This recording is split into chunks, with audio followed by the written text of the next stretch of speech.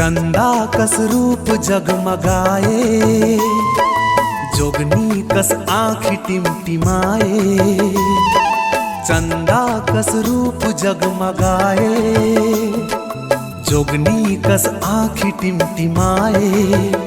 दिल ये तोर बरनी सार हो गे मोला प्यार हो गे मोला प्यार हो गे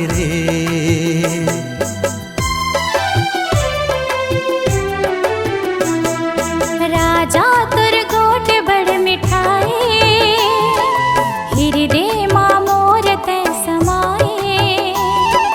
राजा तुर गोट बड़ मिठाए, हृदय माँ मोर तै समाए। तै हमर बर संसार हो गे मोला प्यार हो गे नैना चार हो गे।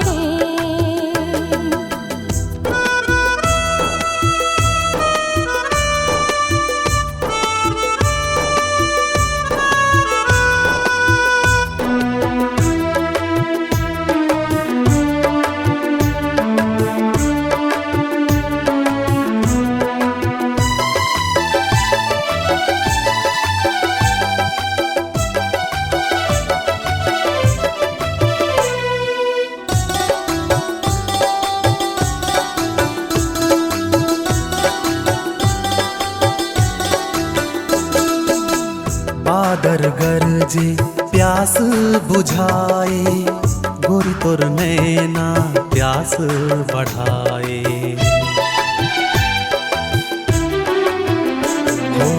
हो बादर गरजे प्यास बुझाए, गोरी तोर नैना प्यास बढ़ाए। जब जब राजा तै मुस्कुराए, मोर हृदय माँ बान चलाए। मोर दिल माँ तोर माया के, मोर दिल माँ माया के फुहार हो गे रे मोला प्यार हो गे रे मोला प्यार हो गे रे।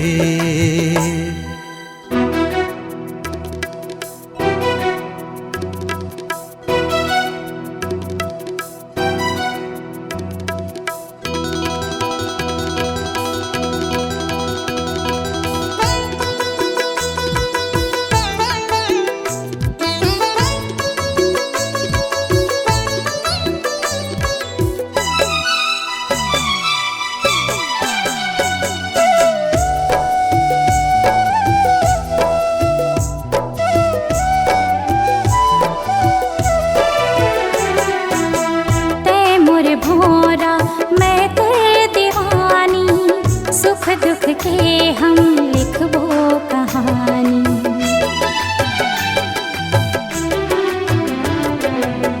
ते मोर भोरा मैं तेरे दीवानी, सुख दुख के हम लिखबो कहानी। दिल के जोगनी रूप के रानी, माया पीरित के दे निशानी। कैसे जी हो तोर बिना, कैसे जी हो तोर बिना, पहाड़ हो गे रे मोला प्यार हो गे रे मोला प्यार हो गे रे। चंदा कस रूप जगमगाए, जोगनी कस आँखी टिमटिमाए। राजा तुर गोठ बड़ मिठाए, हृदय माँ मोर तै समाए।